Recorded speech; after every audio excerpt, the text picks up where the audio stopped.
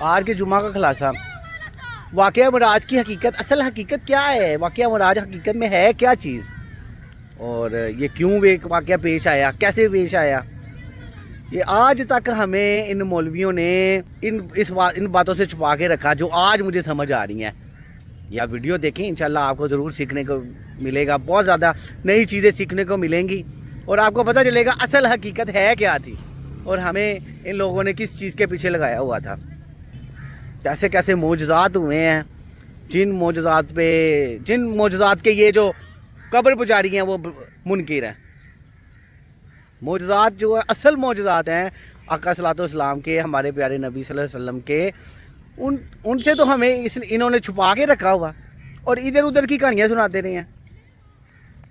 بے شک یہ والی ویڈیو دیکھنے والی ہے، اس کو پورا دیکھیں، اینڈ تک دیکھیں، انشاءاللہ آپ کو صحیح حقیقت سمجھ آ جائے گی واقعہ معراج اصل میں ہے کیا چیز۔ سامعین محترم، اللہ وحدہ لا شریک کی حمد و ثنا، اور نبی رحمت، امام کائنات، رحمت کائنات، امام المرسلین، سید الاولین والآخرین، خاتم النبیین، رحمت للعالمین، امام الانبیاء، حضرت محمد رسول اللہ صلی اللہ علیہ آلہ و اصحابہ اجمعین کی ذات گرامی پر درود و سلام کے بعد سورہ بنی اسرائیل کی پہلی آیت اور 15ویں پارے کی بھی پہلی آیت آپ نے سماعت فرمائی ہے۔ اس آیت مبارکہ میں اللہ رب العالمین نے حضور سرور کائنات جناب محمد رسول اللہ صلی اللہ علیہ وسلم کی زندگی کا ایک عظیم معجزہ اور ایک اہم واقعہ جس کا نام واقعہ معراج ہے، اس کا تذکرہ کیا ہے۔ رجب کی آج 26 تاریخ ہے، اور 27 رجب کے حوالے سے مشہور ہے کہ نبی پاک کو اللہ پاک نے معراج کروائی۔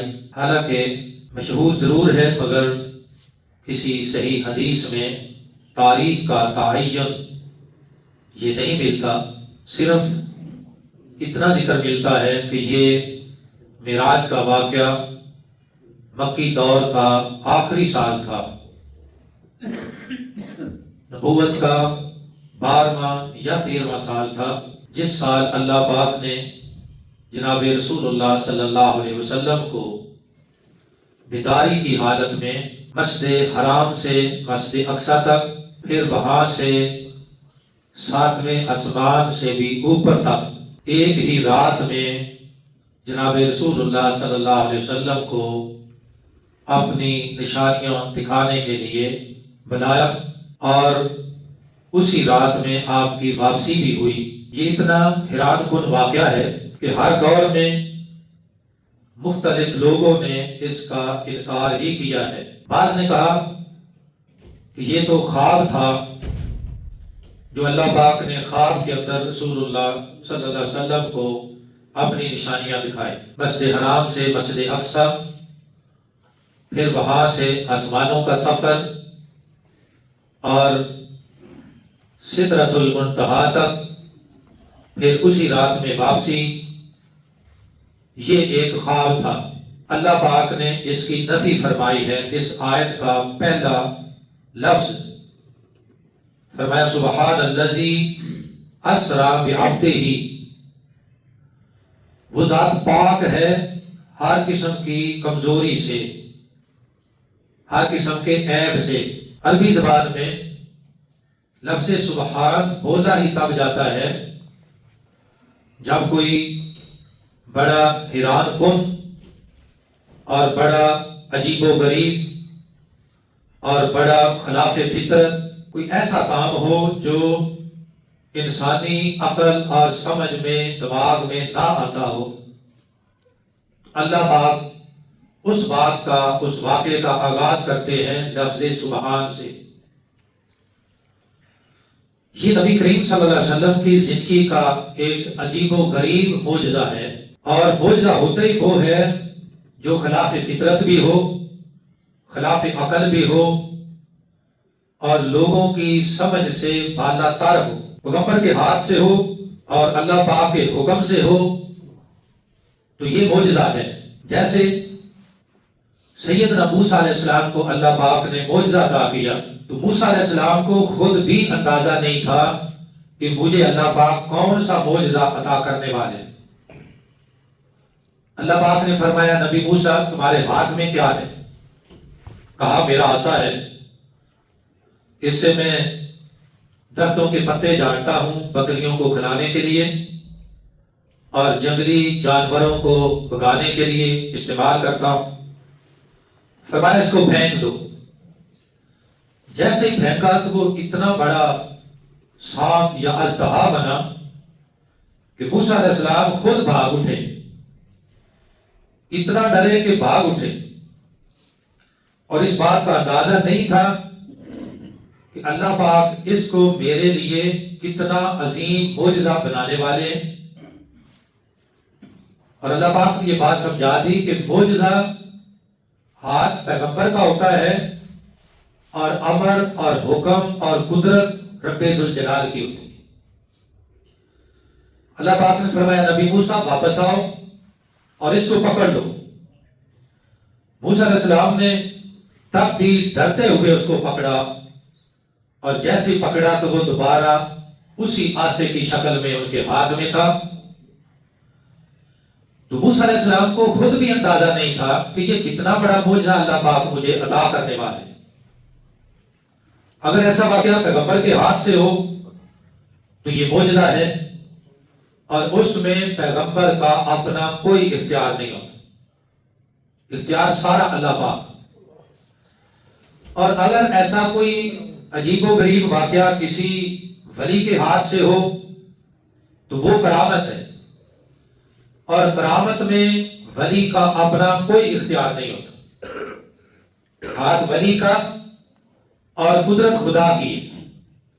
اس کی مثال بھی اللہ پاک نے قرآن مجید میں بیان کی ہے کہ جب سیدہ مریم علیہ السلام بند کمرے میں تالا لگا ہوئے، چابی زکریا علیہ السلام کے پاس ہے، اور زکریا علیہ السلام نے جب تالا کھولا تو دیکھا کہ مریم علیہ السلام کے سامنے ایسے پھل پڑے ہیں جو اس علاقے میں ملتے نہیں یا ان کا موسم نہیں.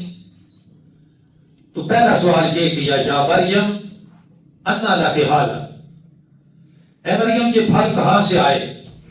تالا لگا ہوا ہے، ٹوٹا نہیں، چابیاں میرے پاس ہیں، کسی نے یہاں آنے کا کوئی سوال پیدا نہیں ہوتا، تو یہ پھل کہاں سے آئے؟ تو مریم علیہ السلام اللہ کی ولیہ ہے، کیونکہ اللہ نے کسی عورت کو نبی نہیں بنایا، ولیہ ہے. فوراً کہہ اٹھی قالت هو من عند اللہ، کہ اے خالو جان، اے اللہ کے نبی زکریا علیہ السلام، یہ پھل مجھے اللہ کی طرف سے آئے ہیں، اللہ نے عطا کیے. بند کمرہ ہے، تالا لگا ہوا، پھل اس علاقے میں ملتے نہیں، اور اللہ نے یہاں مجھے پہنچا دیے ہیں، اس میں میرا کوئی کمال نہیں، کمال رب ذوالجلال کا ہے. تو ثابت ہوا کہ ولی کے ہاتھوں سے اگر کرامت ظاہر ہوتی ہے تو اس میں ولی کا کوئی اختیار نہیں ہوتا، اس میں بھی قدرت خدا کی ہے، کمال رب ذوالجلال کا. یہی بات اللہ پاک نے نبی پاک کے معجزہ میں لوگوں کو سمجھائی. مگر مکے کے کافر جو سب سے پہلے اس واقعے کو سننے والے تھے، نبی پاک نے صبح کفار مکہ کو یہ واقعہ سنایا تو انہوں نے آگے سے مذاق اڑایا کہ یہ دیکھو، ہم تو پہلے ہی کہتے تھے کہ یہ شخص بہکا ہوا ہے، دیوانہ ہے، مجنون ہے، اور اب اس کی تصدیق ہو گئی ہے. کہتا ہے کہ میں ایک رات میں مسجد حرام سے مسجد اقصیٰ اور وہاں سے 7ویں آسمان سے اوپر اور پھر واپس بھی آ گیا ہوں. انہوں نے بڑا مذاق کیا. رسول اللہ صلی اللہ علیہ وسلم فرماتے ہیں کہ میں حتیم میں تھا، تو خانہ کعبہ کے ساتھ جگہ ہے، وہاں بیٹھا ہوا تھا کہ یہ کافر میرے پاس آئے اور میں نے ان کو یہ ساری باتیں سنائی، آپ نے معراج کی، صبر کی، سیر کی. تو انہوں نے کہا ہم نہیں مانتے، مذاق بھی اڑایا اور پھر کچھ سوال بھی پوچھے. کہنے لگے مسجد اقصیٰ دیکھی ہے؟ کہا ہاں. اب ان میں سے بعض لوگ مسجد اقصیٰ میں تجارت کے لیے شام کے علاقے میں گئے ہوئے تھے اور کئی بار مسجد اقصیٰ کو دیکھا تھا.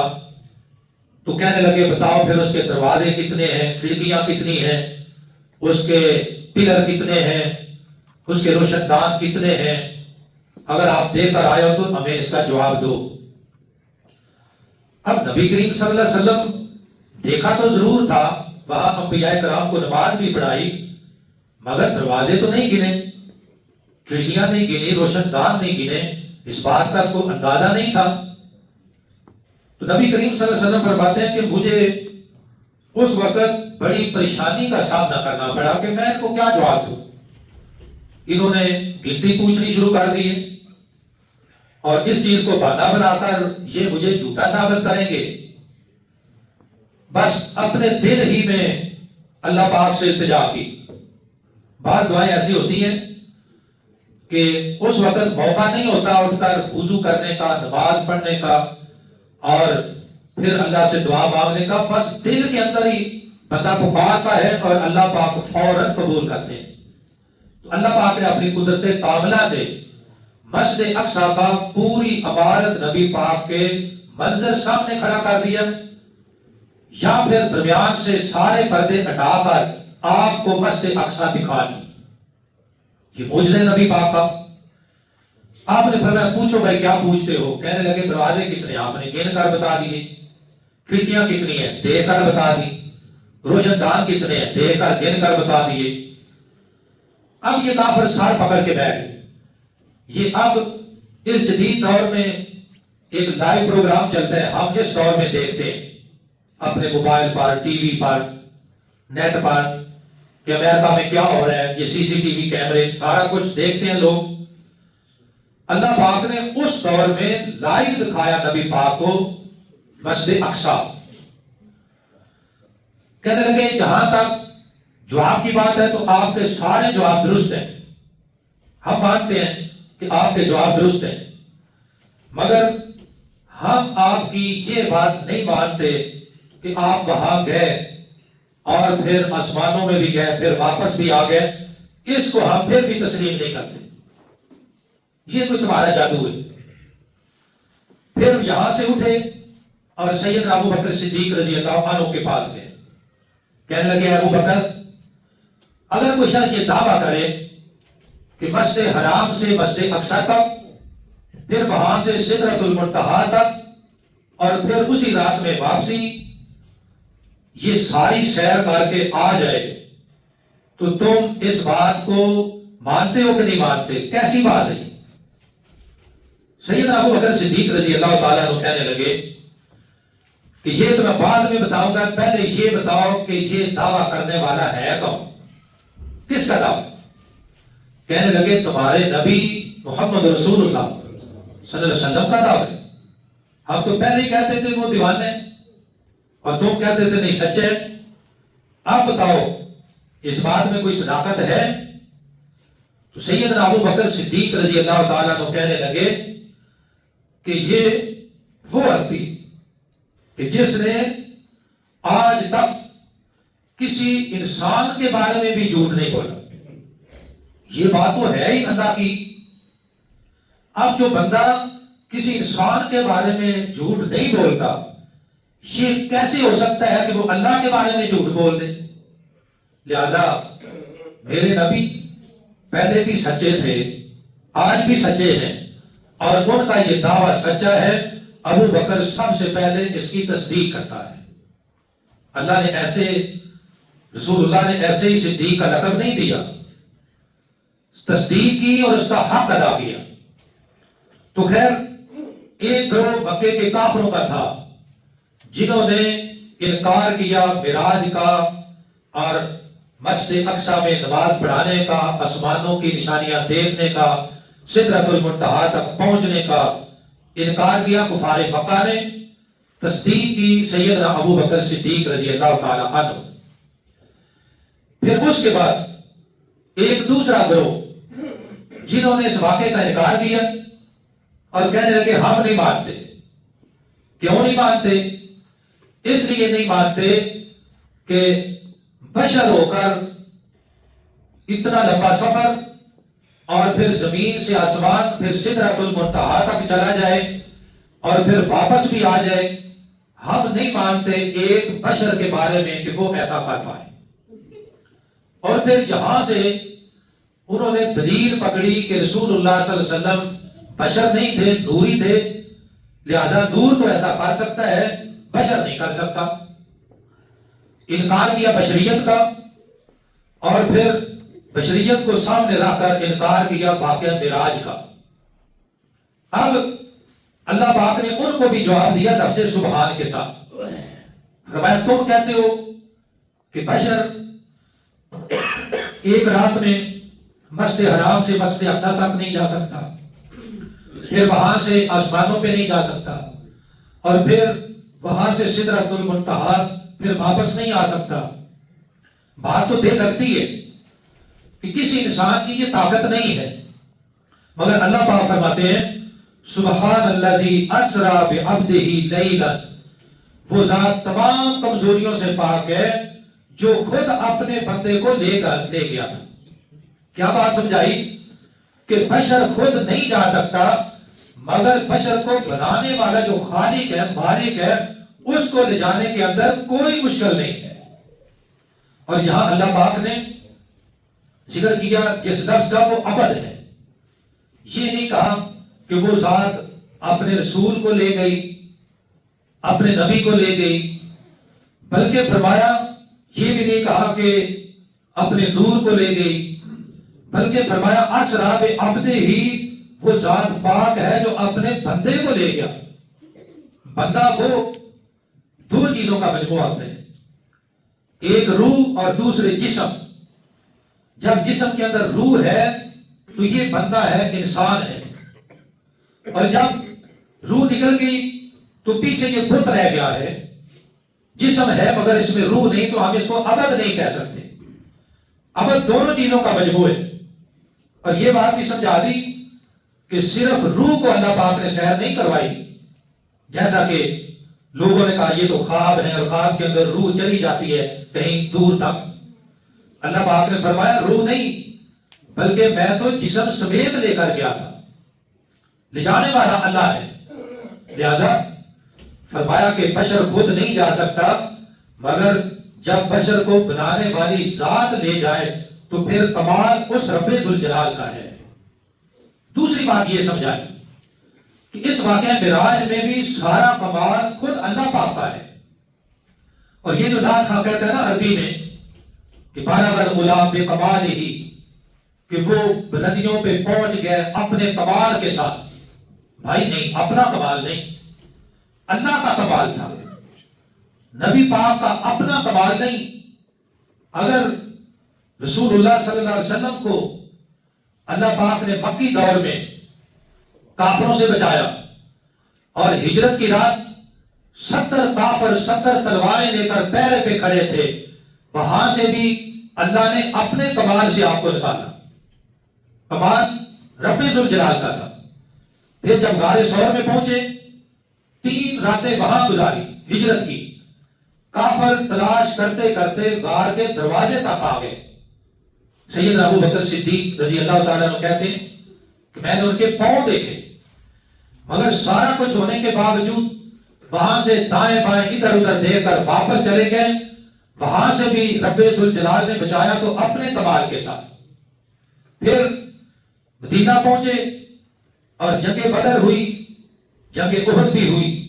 اور جنگ احد میں جب ایک دفعہ شکست ہوئی تو کافروں نے پورا زور لگایا نبی پاک کو شہید کرنے کے لیے. آپ زخمی بھی ہو گئے، ایک گڑھے میں بھی گر گئے، مگر اللہ پاک نے بھی وہاں سے بھی بچایا تو اپنے کمال کے ساتھ. رسول اللہ صلی اللہ علیہ وسلم کی زندگی میں کل 18 قاتلانہ حملے کیے، جن میں مکے کے کافر بھی تھے، مدینہ کے یہودی بھی تھے، وہاں کے منافقین بھی تھے، مشرک قبائل بھی تھے. پوری دنیا آپ کی دشمن تھی. 18 قاتلانہ حملے، اور وہ بھی انتہائی خطرناک، بڑی بڑی خفیہ سازشیں، مگر اللہ پاک نے ہر حملے میں بچایا تو اپنے کمال کے ساتھ. فرمایا کہ وہ ذات پاک ہے جو اپنے بندے کو لے گئی ایک ہی رات میں مسجد حرام سے مسجد اقصی تک، اور یہ وہ جگہ ہے الذی بارکنا حولہ لنریہ من آیاتنا، جس کے ہم نے ارد گرد کو بابرکت بھی بنایا ہے، اور وہاں نبی پاک کو اپنی نشانیاں بھی دکھائی ہیں۔ انہ هو السمیع البصیر، اور اللہ پاک وہ ذات ہے جو سب کچھ سننے والا بھی ہے، سب کچھ دیکھنے والا بھی ہے۔ رسول اللہ صلی اللہ علیہ وسلم کی معراج کا انکار کرنے والوں میں ایک گروہ منکرین حدیث کا بھی ہے۔ انہوں نے کہا ہم نہیں مانتے، کیونکہ قرآن میں صرف اسرا کا ذکر ہے۔ اسرا کہتے ہیں دنیا کی سیر، مسجد حرام سے مسجد اقصی، اس کو مانتے ہیں، اس کا ذکر قرآن میں ہے۔ اور اگلا ذکر جو آسمانوں کی سیر ہے، زمین سے پہلا آسمان، پھر دوسرا، پھر تیسرا، 20 حدیثیں ہیں رسول اللہ صلی اللہ علیہ وسلم کے اس واقعہ کے بارے میں، جو آپ نے اللہ پاک کی قدرت کاملہ کے ساتھ پایا تکمیل کو پہنچا۔ اور اس میں ایک گروہ وہ بھی ہے کہ جنہوں نے کہا کہ ہاں ہم مانتے ہیں کہ نبی پاک نے سیر کی ہے، زمین کی بھی کی ہے، آسمانوں کی بھی کی ہے، جنت اور جہنم کی بھی کی ہے، سارا کچھ کیا ہے۔ اور اس میں ایک مغالطہ لوگوں کو یہ ڈال دیا کہ اپنے رب کو اپنے سامنے دیکھا ہے۔ ایک گروہ یہ بھی ہے جنہوں نے یہ بات کہہ کر لوگوں کے اندر ایک غلط عقیدہ پھیلا دی۔ رسول اللہ صلی اللہ علیہ وسلم نے معراج پر جو کچھ دیکھا وہ بتایا، مگر کسی موقع پر یہ نہیں بتایا کہ میں نے اپنے رب کو دیکھا ہے۔ آخری بات صحیح بخاری میں حدیث ہے، ام المومنین سیدہ عائشہ صدیقہ رضی اللہ تعالیٰ عنہ فرماتی ہیں، اور ان کے بھانجے حضرت عروہ بن زبیر رضی اللہ تعالیٰ عنہ کہتے ہیں کہ میں نے خالہ جان سے پوچھا، ام المومنین سے پوچھا کہ رسول اللہ صلی اللہ علیہ وسلم نے معراج کے موقع پر اپنے رب کو دیکھا تھا؟ یہ صحیح بخاری میں تھی۔ تو اماں جی نے فرمایا کہ اے بھانجے یہ بات یاد رکھو، 3 باتیں ایسی ہیں جس نے نبی پاک کے بارے میں کہہ دی وہ دنیا کا سب سے بڑا جھوٹا انسان۔ اس میں پہلی بات، جس نے یہ کہا کہ رسول اللہ صلی اللہ علیہ وسلم قل کی بات جانتے ہیں، غیب دان ہیں، عالم الغیب ہے، دنیا کا سب سے بڑا جھوٹا انسان۔ نمبر 2، جس نے رسول اللہ صلی اللہ علیہ وسلم کے بارے میں یہ کہا کہ نبی پاک نے جو آپ پر دین نازل ہوا، قرآن نازل ہوا، احکامات نازل ہوئے، اس میں سے ساری باتیں نہیں بتائی، کچھ چھپا بھی دی، جیسا کہ آج بھی بعض لوگوں کا عقیدہ ہے قرآن کے بارے میں، کیونکہ اصل قرآن یہ نہیں، یہ رافضی لوگ ہیں۔ فرمایا جس نے کہا کہ نبی پاک نے دین کے اندر خیانت کی ہے، سارا دین نہیں پہنچایا، دنیا کا جھوٹا ترین انسان ہے۔ اس نے الزام لگایا رسول اللہ پر، آپ نے کوئی چیز نہیں چھپائی۔ تیسری بات کہ جس نے یہ کہا کہ رسول اللہ صلی اللہ علیہ وسلم نے معراج کے موقع پر اپنے رب کو سامنے دیکھا، جیسا کہ بعض گمراہ خطیب جی عرش نے، اللہ پاک نے عرش کا دروازہ کھولا، لوگوں کو ایسے بتاتے ہیں جیسے عرش کوئی کمرہ ہوتا ہے، عرش کا دروازہ کھولا، محبوب کو اندر بلا لیا اور چپٹی ڈالی۔ یہ سارے جھوٹے افسانے ہیں۔ اماں جی فرماتی ہیں جس نے یہ کہا کہ نبی پاک نے معراج کے موقع پر اپنے رب کو سامنے دیکھا ہے، دنیا کا جھوٹا ترین انسان ہے۔ یہ تینوں جھوٹے ہیں۔ فرمایا کہ ایسی کوئی بات نہیں ہے۔ تو پھر دیکھا کیا؟ اس کا ذکر آئندہ خطبہ جمعہ میں بیان کریں گے کہ اللہ پاک نے آسمانوں پر بلا کر اپنے محبوب کو دکھایا کیا اور پھر دیا کیا، اور نبی پاک ہمارے لیے کیا کچھ لے کر آئے، اور معراج کا مقصد اور پیغام کیا ہے، انشاءاللہ آئندہ جمعہ بیان ہوگا۔ اللہ پاک حق بات کہنے کی، سمجھانے کی، سمجھ کر عمل کرنے کی توفیق عطا فرمائے۔ وآخر دعوانا الحمدللہ۔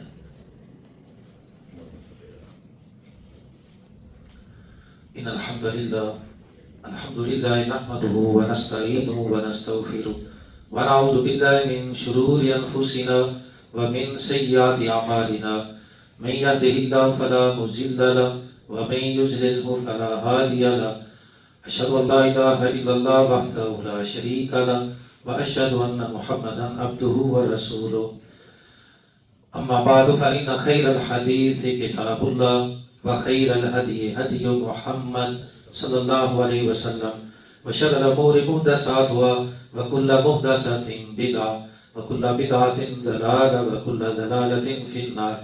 سبحان ربک رب العزت عما یصفون وسلام علی المرسلین والحمد للہ رب العالمین. بھائی آگے آ جائیں.